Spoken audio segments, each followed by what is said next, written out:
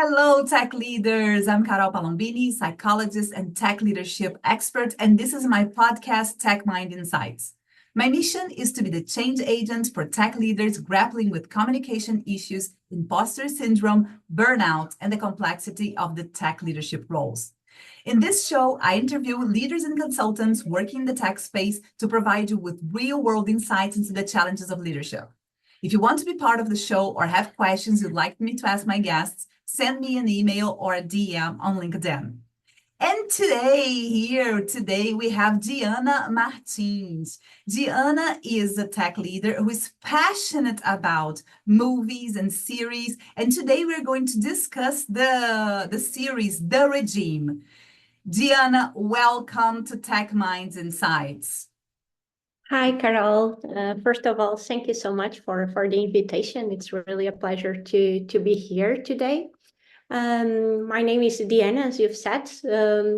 I'm from Portugal, Porto, and I'm currently doing kind of this meeting today from Alentejo. So the power of being a bit all over, and it's a warm day, so it's 33 degrees. And yes, as you were saying, kind of while growing, I guess my appetite from the world was very present, was always there. So I always search it a bit in books, in traveling, and of course, within the movies and series, which I would say those are my biggest passions. I think maybe in terms of what I've been doing more professionally, as you were saying, within kind of more this tech scope, why I'm here today. Within the last years, more or less 10, I've been working in telecom sector, and more recently in terms of e-commerce and platforms. And I've been working in companies as NOS and Farfetch, mainly in the areas of marketing and product management. As my last role, I was working with Farfetch, with the Farfetch platform team as a head of product.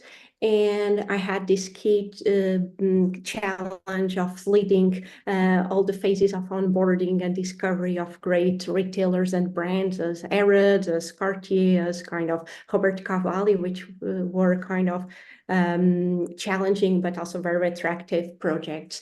Due to the recent news also of changes in Farfetch, that journey ended for me. So I am now in a moment of transition of my career and also of a personal change in life. So a journey of reflection, also a bit of time to slow down and doing a pause, as well as kind of considering new perspectives for the future, of course. Well, I'm sure you're going to get something real soon, more aligned to what you want now. But tell me a little bit more about this passion for movies. So now you have time to dedicate yourself a little bit to movies and series. And what did that come from? Is that something you have ever since you were a child? Why is that so important to you?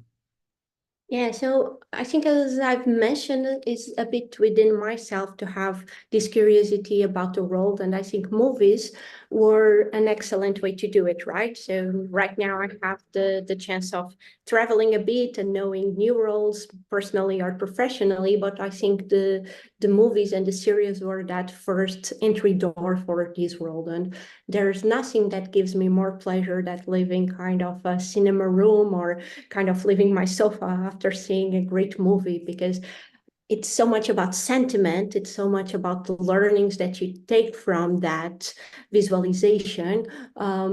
It's really a journey that takes you to somewhere very different, to some other personalities, to some other worlds.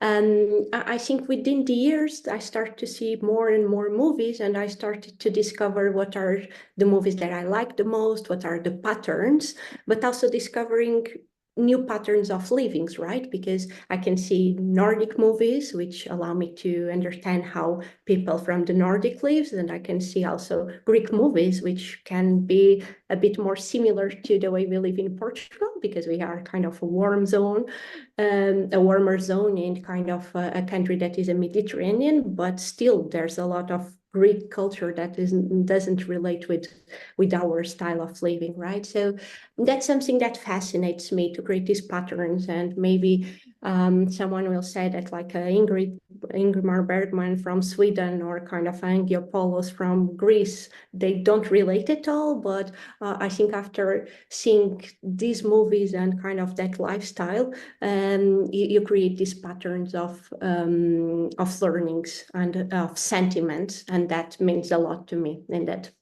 I relate a lot to that because in psychology, we know the power of metaphors. And when we are watching those films, like a fiction movie or a series like the one we're going to comment today about the regime, but also other cultures, when you have real stories that open the gates for other cultural, for cross-cultural skills. So it's easier for you to connect with someone as a leader from a different culture if you're used to understanding how they think, how they behave. We were mentioning earlier about that other series that we almost talked about, the Morgan, right? It's in Denmark. And when I watched it, I really understood how different people, from different cultural backgrounds, how they react differently emotionally. So I think that through the movies, we can take a lot from human emotions, human behavior. And today we want to talk about the regime. So for if you didn't watch the series, our viewers or our listeners, I really recommend you do. I loved it. I've seen that there are some critics about it, but I didn't really agree with them. I really liked it. And it's a fun way of having this caricature of a leader. So in this show, you have a woman who is a dictator. That per se is something really different outside of the box.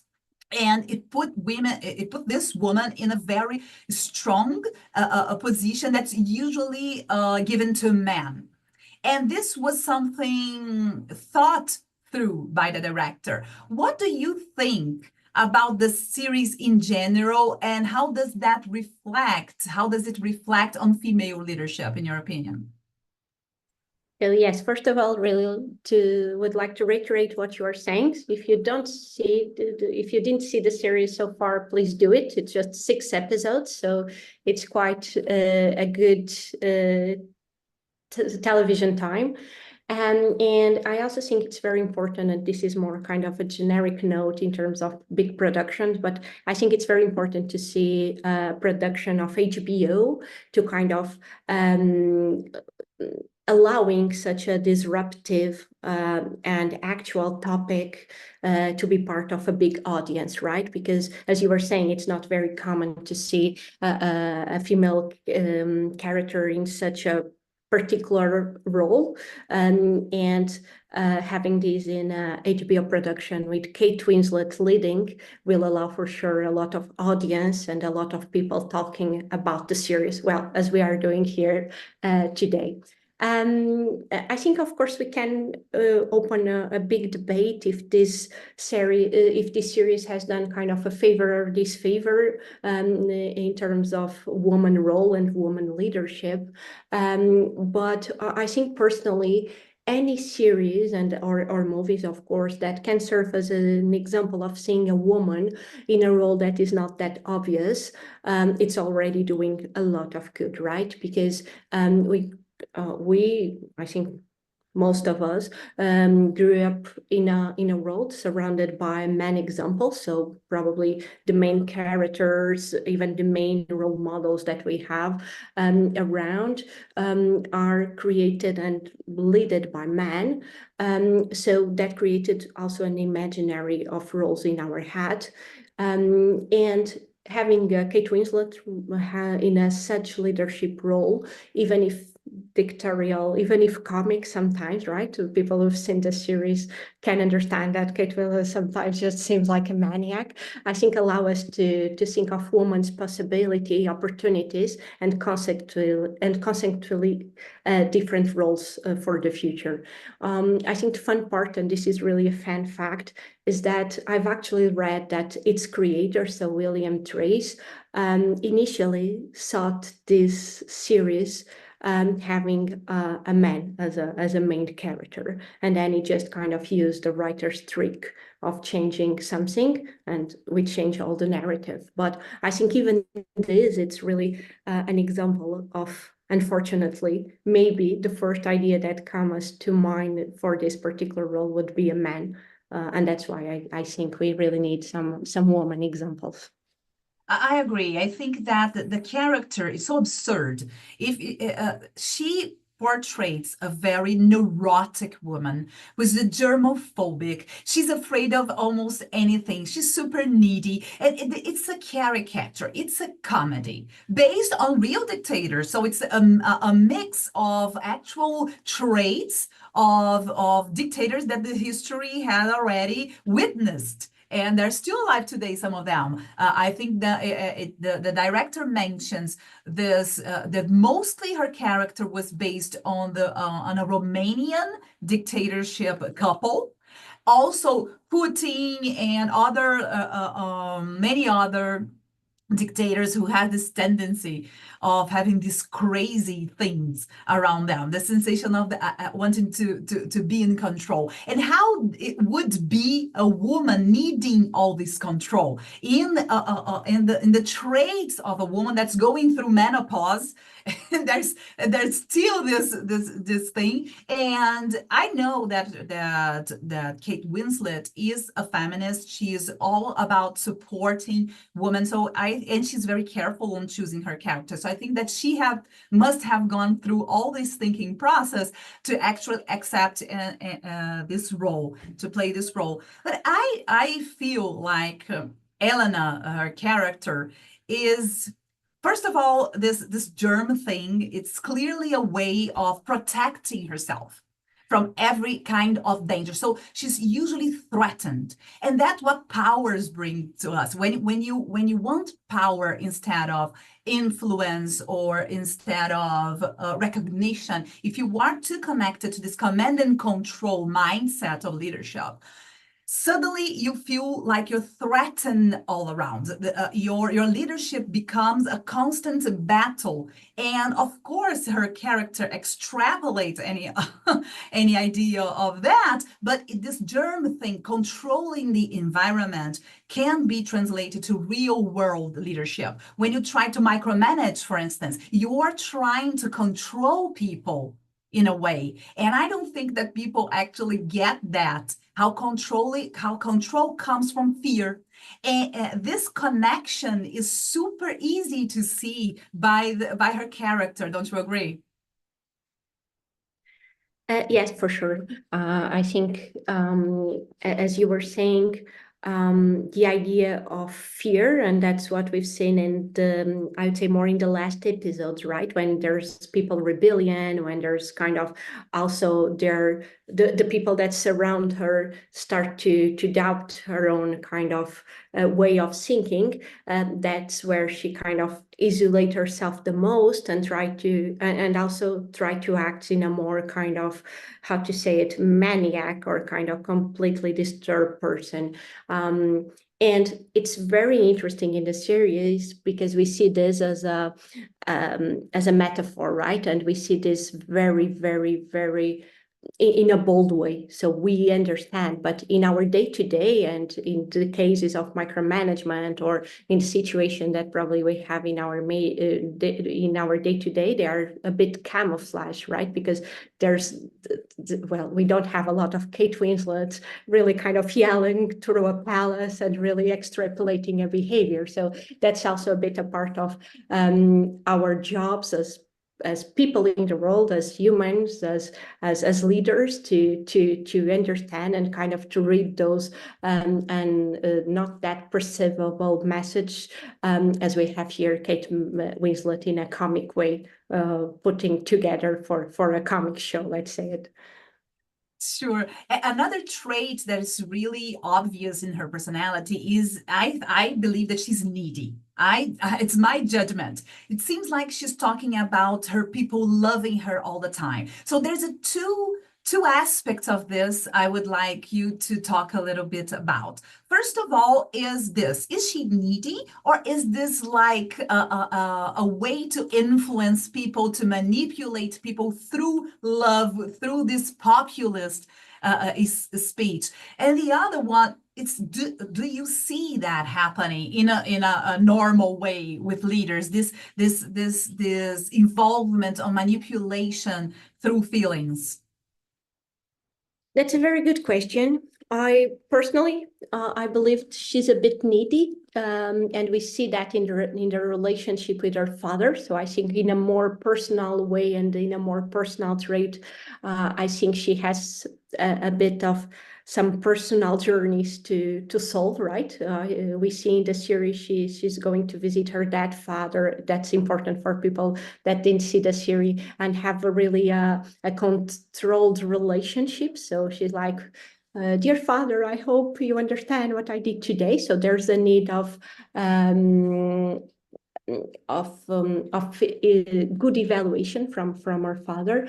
In terms of the way she addresses the people, I confess, I think that was one of the traits that I've respected and admired the most in the series, because I think as a woman, we see her bringing a bit of a personal leadership and personal style also to a broader audience, right? Because one thing it's her interior, her personal, her private life. Other thing is the way she addresses her people.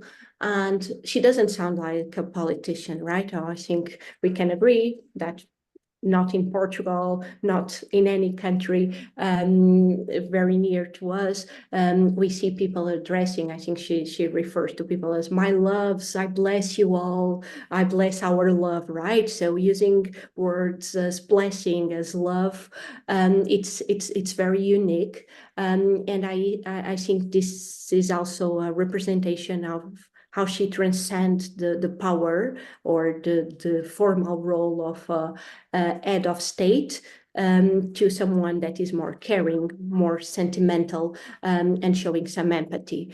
I think we have some examples of some women politicians that are showing that, as for example, Jacinda from New Zealand, ex-prime minister, even kind of ex-prime minister from Finland, but they are kind of very unique roles, and they are kind of known also for that or for the using of that empathy in public.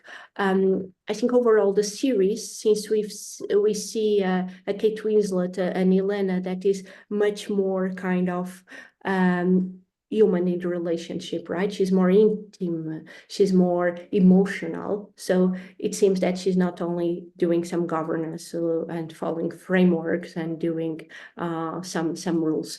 And I think that empathy and that proximity brings together also that sense that that way that we like Elena. I felt most of the time, right? She's, as you were saying, she's maniac. She's a dictatorial person, but we like her most of the time because she's a woman. She has faults. She does a lot of wrong things. She feels bad about it, but at the end of the day, she has some human side of it, even if it's wrong at the end, and if everything turns very wrong at the end, right? I completely agree. I think that empathy and the connection through emotion is mostly something that women can do better than men nowadays. I don't think that men are not able to do this, but I think that we were raised to be empathetic, and this is already ingrained in our modus operandi. So when Elena, I think she starts this connection very authentically. She is authentic in her connections with the people, and people love her. They really love her. It's more instead of a command and control, she doesn't have to command people. She just asks them. But since she got into this crazy spiraling during the series, we end up seeing how much surrounded she is by men. and yes men. They want to agree with everything she said, not to make her mad. And she, by only listening to people saying what she wants to hear, she actually loses this connection with people. So at the end of the series, it's very obvious that she still believes that that love is there, that that love is given, and it's not like worked on an everyday routine basis, and she loses that. And when people actually, but that's the danger of using this powerful way of communication, love, because when people get disappointed, they feel betrayed. And I think that that's what happened in the end. She lost connection with reality. She didn't actually know anything about her people anymore. She lost connection to anything, and she was involved in this narcissistic way of keeping the power, of maintaining power, and that's when she lost everything. So that's the other aspect that I think it's super important that we talk about today, is how can leaders surround themselves with people that will tell them the truth. The higher you go, especially in tech, what I notice is that tech leaders, they like to be the thought leaders. So they've been experts their whole life. So they like being experts, especially men. They like being experts. They like being the person, the go-to person for difficult problems. But once you move up the leadership chain, you have to be more people-oriented than solution-oriented. And I think that most of these leaders have a problem of letting go of this expert position and actually understand how you have to involve people. So they get to that point, they are still the person everyone looks up to, technically speaking. So when they say something like, I think the solution should be, let's go with what the client asked, instead of the solution the team wants, no one will contradict them. So you, in the end, get surrounded by yes people. Have you ever witnessed that, or what is your take on this? I think it's a very, very good question. And I totally agree with you that when you go a bit up, people look for your opinion, and there's a sense of, yeah, that person should be right, so let's just follow that. I think that also it's very related with the culture, right, of the company. So first of all, I'd say company culture needs to incentivize the discussion, needs to incentivize that people that are polemic, that contradict you, that even contradict like a CEO in the right moment if that's needed, right? So I think that's very important from a culture perspective, because if we create, or if we are in a company where we don't incentivize people to say what they want or what they believe, well, I don't need other people, right? Because I'm just hearing myself in repetition. The second part, I think it's also very important that us as managers, but also us as a team, that look for profiles that are different from the other members from the team, from ourselves as a leader, right? I think it's part of an important growth and an important innovation to have different ideas from our ideas or from the environment that we know. If we don't hire those people that coming from different backgrounds, that have a different idea, that can have a great conversation on a topic, even if it's a hard and a tough discussion, there's no innovation, there's no place to go. So answering directly to your question, yes, I've been seeing that sometimes happening, but fortunately, I guess from my experience in Farfetch, I've been also fortunate to have different profiles in the room that were able to say, yes, so you are saying that with that hat, but I respectfully don't agree with that, and I think we should go to the other way. And from my experience, those were always the best conversation, because probably we end up in the middle ground between kind of a yes and a no, and we reach out an innovative solution that probably was unique for that resolution, and that's why it was the winner at the end of the day. So yes, it's a structural problem. I think there are a lot of companies that still have a lot of those, but it's also within ourselves sometimes also to play that devil advocate and say, yes, right, are you saying yes because we are in a yes day, or why is that? And also force people to kind of, but tell me why. You need that, are you sure? So I think that conversation, that kind of debate, it's something that we all need to be up to, and to create and trigger more and more these days. Yes, and it has to be intentional, because especially leaders have to be intentional to look for this disagreement, this healthy disagreement. Usually tech people, they are analytical, introverted, and risk avoidant. That's the typical profile of of an engineer or of software technical person. So what does that mean? That means that they hate to be wrong. They don't want to take risks, and they don't want to disagree, because not only because they don't want to be wrong, but they don't want the other person to look bad. So it's a good intention sometimes that hinders these conversations, these disagreements, these healthy conflicts.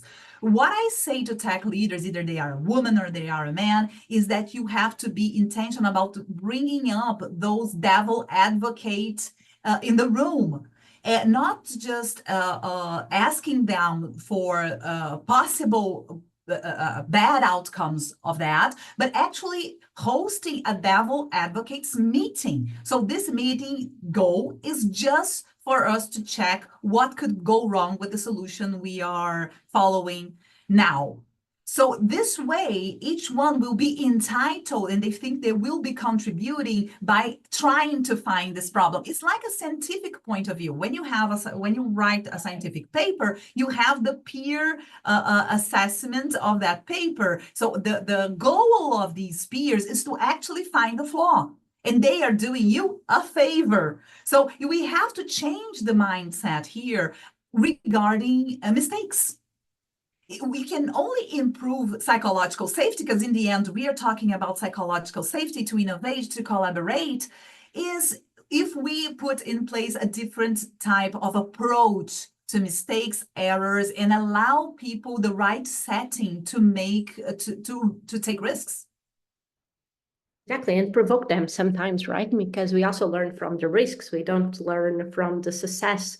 And also it is with the risk that we go further, that we try different things, that we experiment, and that we go a little bit beyond what we know. So totally agree with you.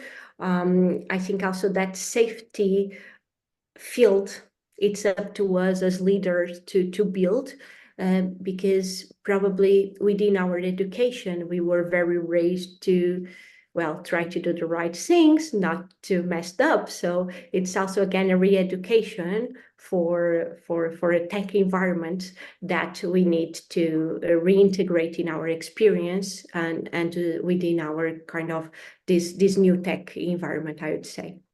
Yes, I totally agree. So what are the lessons? Let's try to summarize here all the lessons that we took from this show. So I would like you to start, and then I will complete with whatever I think I learned differently from you. So what are the lessons about leadership the regime teaches? Yeah, so maybe starting by where we were, I would say one, it's really accountability and responsibility, right? So we see Elena, when a project under her administration fails, she takes all the responsibility, right? And she explains clearly, look, I took this decision under this context, under this assumption. It was wrong. That's where we are today, but also I have a plan for the future. So I think this, as a leader, it's very, very important. You are indeed accountable, and you are indeed responsible for something, and that needs to be externalized sometimes, and that sometimes it's in the hardest moments, probably. The second part that I learned, and it's also was very common in my day-to-day, it was really the adaptability, right? So she starts with the idea that she doesn't need to, or that she needs to do an agreement with a particular country, and then she adapts and change her opinion to move into other way with not having at all conversation. So she's able to adapt and navigate throughout very complex problems, and she's able to put things in context and perspective, which is very important in a leadership role, right? Because you will have junior people working with you. In the case from the series, you have the yes man, and at the end of the day, you need to adapt, and you need to motivate people to go throughout those waves without feeling a very strong committed, or but I was going to the right, why now I'm going to the left? It's the contrary things. It's adaptation. And the third one, I think that I felt really throughout the series, it's the power of synergies, collaboration, and the alliances, right, that she builds along the way. I feel that this is facilitated by her empathy, by her uniqueness, by her true self that we talked a bit before. So she's very authentic in the way that she addressed the problems, and that she motivates other people to be with her in their journey. But I think that was something that it's very, very, very visible in the series when she brings alliances together, when she brings people into the room.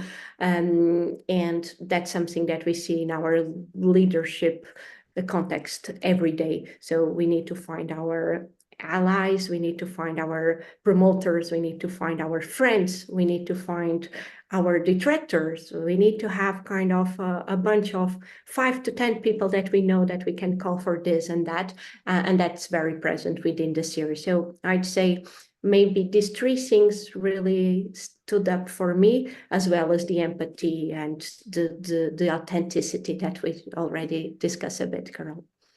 What about you? I agree with everything you said, and I still think that empathy goes a little further than that. We have another take on empathy. So she was empathetic. She knew what the people needed. That's what she got where she is. But then she takes this as a given. And one of the biggest lessons I think it gets, it's like relationship is a forever building thing. Skill you cannot take for granted and stop assessing your stakeholders. So what happens, she has this authenticity, she builds that around herself, and she thinks that this magnetism will be enough to support her and will be a forever thing. She doesn't have to care anymore. So she stops caring about her people, then she stops caring about her closest allies, until she moves to another one and understand that she has to move back to that old allies. So I think that political awareness as an emotional intelligence skill is, or organizational awareness, if we put that in the leadership context, is super important, because it means that you have to be connected to all stakeholders. You can never take for granted any of these stakeholders. You cannot be a governor only for your people, and that shows really well in the series, and not just only for your allies. You will have to find a way to have a relationship, a good relationship with all of your stakeholders. And the second thing I think it stood out for me was the isolation of power.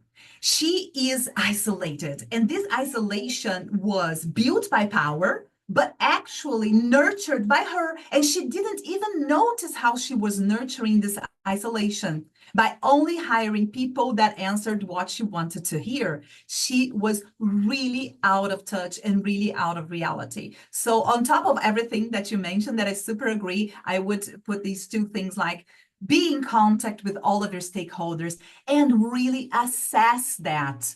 You cannot assume people like you, because 10 years ago you made an assessment and you are a great leader. Now you have to assess it again. You have to make assessment a habit. And I think that most leaders don't have this habit. I agree. You need to nurture the relationship, right? And I think that's a phrase that probably applies to everything in our life, to any relationship. Even more if we're talking about a politician, that we think they are there through a system of meritocracy. So it's also a bit eye level expectation that we expect from that person, right? We elect that person. Well, in theory, we elect. In this case, it's not exactly the case, but in those cases, even the expectations are higher. So that nurture needs to happen. And I think you mentioned political awareness, organizational awareness. I would even call it awareness in general, right? Because we are in a world that we have so many trends, we have so many stimuli that people don't react in the right timing for that. So yeah, I couldn't agree more with your point. Also with the isolation that she ends alone with her dad father in a change. So let's see if there's a second season to see what's moving ahead. But indeed, it's a sad scenario for that. But she creates her own trap. Yes, exactly. Now let's talk a little bit about you. I would love it if you could mention what motivated you to become a leader. Talk about a bit about your leadership style, and what difference do you see as being a woman in a leadership position in the tech industry as men? Well, those are very good questions. So let me start from the beginning in terms of what motivated me. So I think there was a moment in my career where an opportunity appeared quite naturally, since I was working in a particular area of expertise. So it was something that appeared quite organically, as a way to also teach and share my knowledge with some new people that were joining the team, that were starting, and that were younger within that role. I think with that team and with the changes within the team, right? So I've started to have some additional people reporting me and being part of that. And the amount of people that we call team, I start to feel that, well, beside being a huge responsibility to teach and to share the knowledge, there's a part that it's not just that, because you will have people that do things that you don't do, that they are within projects that you don't do anymore. So there's an additional part of guiding those people and opening new opportunities, opening new doors, and guiding them throughout those paths and influencing them. So I guess then within these years, and despite it's very hard, and I continue to say this after some years of leadership. I feel that is really rewarding and a great mission, because you are just kind of trying to help individuals to get somewhere, right? And that's unique, because each people it's unique. And we are in different phases of our personal life, of our professional life. So we all want different things. We all have a different personality. So if something for me it's okay, maybe for you it's a threat, maybe something for you doesn't sound like an initiative. And I feel that navigation between kind of people's mind and kind of people's character is something that really motivates me. And I think you were also asking me a bit what is my style. I think, well, I'm still learning what is my style. I think that's important. As you were saying, we also need to nurture the way that we present ourselves to other people, but also that represents our true self. I believe that. But I think some time ago, someone from my team called me like a silent leader, and I think that describes me quite well. So also due to my personality, and I think that's very important to talk. We are unique. There's a lot of guidelines and frameworks about how to be the best leader, how to talk in meetings, how to influence others. There's literature, there's a lot of things, but we all need to find our own styles. And mainly because I'm a more thoughtful and reflective in a way, and as a personality, I'm also a bit of an introvert. I think for me, allowing each person from the team or each individual to kind of have their own space to solve their things in their own way and just be there providing guidance, inspiration, and knowledge. I think for me, that's an example of a true leader. Also, according to what motivated me in the past with my previous managers. Most of all, I think we need to adapt our own style to the people that we have in front of us. Maybe we have a person that is super extrovert, that wants to talk with you all day and changing ideas because it's like, oh, I just remember I was just kind of eating a banana and I remember this. Do you think it's a good idea? And kind of maybe they need that conversation, that nurture of a dialogue. Or maybe you have a person that is like, okay, what do you think about this? Tell me tomorrow, because I know probably you are thinking about that, right? And I feel that's what's right in terms of people relationship, but also as a leader to know exactly when to inspire, when to sponsor, when to be quiet and let the people solve the problem by itself. Lastly, I think you were talking about a woman in a context of man, or a bit what I've been finding as hard. I've been very lucky. I think I need to say that. I've never suffered direct discrimination in my workplace. I've never felt that I was not promoting by being a woman or a man. So again, I've been very lucky. We know the numbers completely contradict that. But it's true that sometimes I was the only woman in a room, or my colleagues were the only woman in the room. And you start to think, well, what, maybe I need to impose myself. They are talking so much, or, well, their voices are a bit loud. I talk a bit, well, you can understand that I'm not ever the loudest person in the room.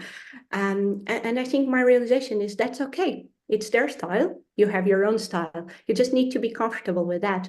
I was having a conversation with a friend on the other day that she was like, oh my God, when I start to be a leader, I put myself a rule that I need to talk within the first 10 minutes of a meeting. Otherwise, people won't kind of pay me attention. And she was saying, and now I realize that is just stupid. I can be just the last person speaking in the room if what I say it's the right thing, right? And I think you need to have some experience and some maturity to understand that, right?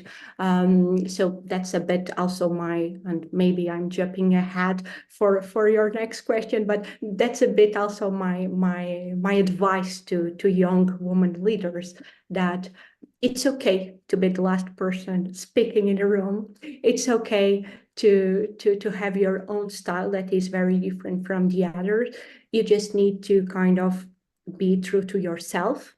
You just need to of course talk with knowledge, right? We are using that as an assumption, but it's okay to motivate and to earn that your own space and to nurture that own space. People will respect you for that, no matter if you are a woman or a man. I have to say this, of course.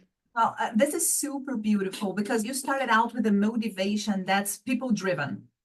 So I think that's a very female goal and motivation. It's what I hear most of women. Then I hardly ever hear that from me. I wanted to become a leader because I wanted to handle people. Usually it's the other way around. I wanted to become a leader because of something else, despite of having to to deal with people and emotions and things. And so I think the starting point is amazing.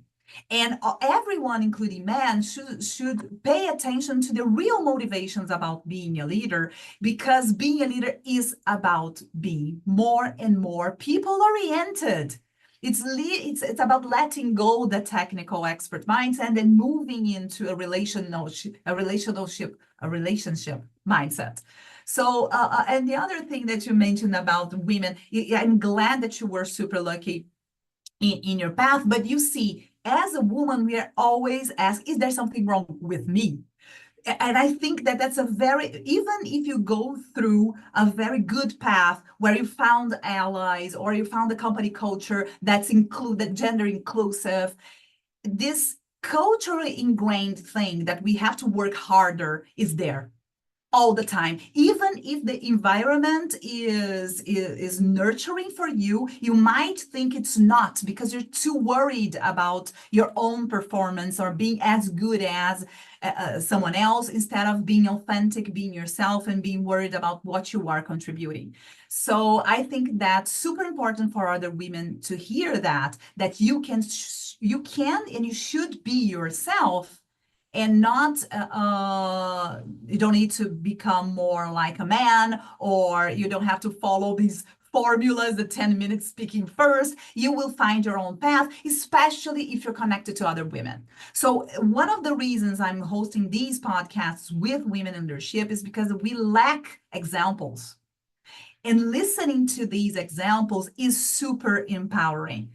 I think we have a bunch of things to talk, but we won't have time to go all over them. So what I would love now is for you to tell how people can reach out to you if they want to talk to you, maybe to get this connection, to speak about their leadership, or about movies or anything else. How can they reach out to you?